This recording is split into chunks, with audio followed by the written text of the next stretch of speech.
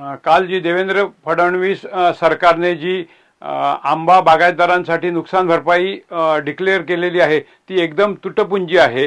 पर हेक्टरी त्यांनी 22,000 रुपये आणि पीक विमा असलेल्यांना 42,000 रुपये नुकसान भरपाई घोषित केलेली आहे। परंतु ही नुकसान भरपाई एकदम तुटपुंजी आहे आणि ती म्हणजे आंबा बागायतदारांच्या जखमेवर मीठ चोळल्यासारखं आहे।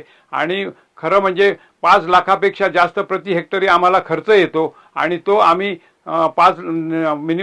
निदान 5 लाख तरी आम्हाला नुकसान भरपाई मिळावी यासाठी मागणी केलेली आहे। आणि वेळोवेळी यासाठी सरकार दरबारी आम्ही मोर्चे आंदोलनं असं करूनही त्यांना जाग आलेली नाही। आणि हे जे आज तुटपुंज हे दिलेलं आहे हे कोणीही शेतकऱ्याला मान्य नाही।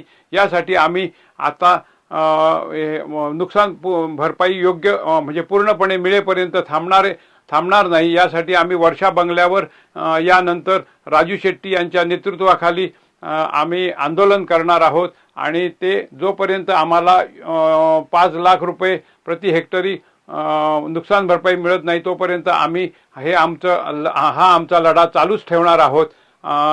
तरी सरकारला खरोखरच वेळी जाग यावी आणि त्यांनी आम्हाला प्रति हेक्टरी 5 लाखापर्यंत नुकसान भरपाई द्यावी अशी माझी मागणी आहे। आणि हे शेतकऱ्यांच्या वतीने खरोखरच आम्ही हे सूचित करत आहोत। आपलं नाव? मी विलास ठाकूर, मठ, तालुका वेंगुर्ले, जिल्हा सिंधुदुर्ग। मी एक तेंडोली गावातील शेतकरी नाना प्रभू आहे। काजू आंबा पीकसाठी शेतकऱ्यांनी आंदोलन केलं, रस्ता रोको आंदोलन सिंधुदुर्गात केलं। पण या अनुषंगानं सरकारने अधिवेशनात आंबा काजूसाठी नुकसान भरपाई जाहीर केली ती पण अगदी तुटपुंजी।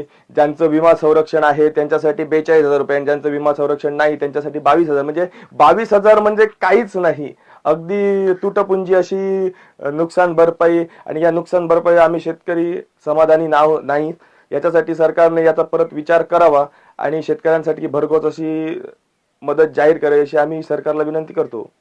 राजू शेट्टी साहेब पुन्हा एकदा आक्रमक ते म्हणतात की जी नुकसान भरपाई तुटपुंजी आहे, आम्ही वर्षावर आंदोलन जाऊन करणार आहोत, कसं पाहता? राजू शेट्टी साहेबांच्या नेतृत्वाखाली सर्व सिंधुदुर्गातील बागायतदारांनी आंदोलन केलं। याच्यापुढे समजा जर सरकार जर याच त्यांच्या निर्णयावर जर ठाम असेल तर पुन्हा शेतकरी रस्त्यावर उतरणार।